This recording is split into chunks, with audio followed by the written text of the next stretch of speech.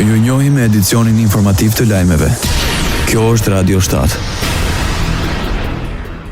Dëshmitarja Helen Fraser, në seancën e së hënës, në gjyqin ndaj Hashim Thaçit, Bashkim Smakajt, Isni Kilajt, Fadil Fazliut dhe Hajredin Kuçit pranoi se përdori inteligjencën artificiale për transkriptimin e audiove në qendrën e paraburgimit. Ajo pranoi se nuk e kupton gjuhën shqipe dhe nuk ka pasur dëshifrues që flet shqipen. E pyetur nëse inteligjenca artificiale është mjet i mirë për të zëvendësuar transkriptuesin, Fraser tha se nuk është e dura. Fraser i deklaroi se mjeti i inteligjencës artificiale ju dha një ide se çfarë përmban audio, ndërsa përpjekja për të reduktuar zhurmën në shumë raste, sipas saj do të thotë heqje informacionit.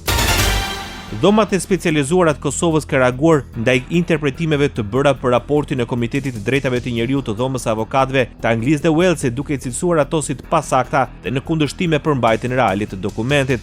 Në një reagim special ka theksuar se raporti në asnjë pjesë të tij nuk konstaton se gjyqtarët e dhomave të specializuara kanë shkelur të drejtat e njeriut të akuzuarve, siç janë interpretuar disa prej gjetjeve nga institucionet e zyrtare në Kosovë. Sipas reagimit, raporti nuk arrin në përfundimin se jurisprudenca e speciale zbie ndesh me standardet e gjykatave europiane për të drejtat e njeriut.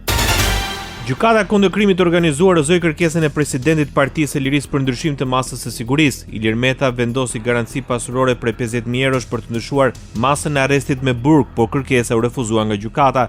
Me herët Kujtim Cakrani kërkoi masë më të lehtë referuar vendimit unifikues të gjykatës së lartë për paraburgimet, por prokurori SPAK, Sotir Klapi, lexoi ndryshe vendimin e gjykatës së lartë, duke ja kaluar barën e provës palës mbrojtëse. Pak ditë më parë, gjykata e lartë liroi shkreun e akshit Mirlinda Karçanajin të akuzuar për grup kriminal. Radio 7, zëri pozitiv i qytetit.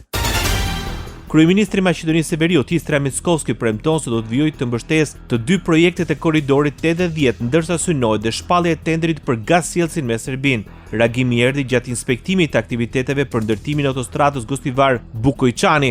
Ai njoftoi se qeveria do të vazhdojë të mbështesë këto projekte dhe pret që shumë shpejt të mund të hapet pjesa e mbetur e autostradës Kërçov-Ohor, si dhe gazsjellsi me Greqi në gjysmën e parë të vitit të ardhshëm. Pas inspektimit punimeve ndërtimore në autostradën Tetov-Gostivar dhe Gostivar-Bukojçani, zëvendës kryeministri i Maqedonisë së Veriut, Nikolovski, theksoi se punimet po zhvillohen me dinamikën e nevojshme.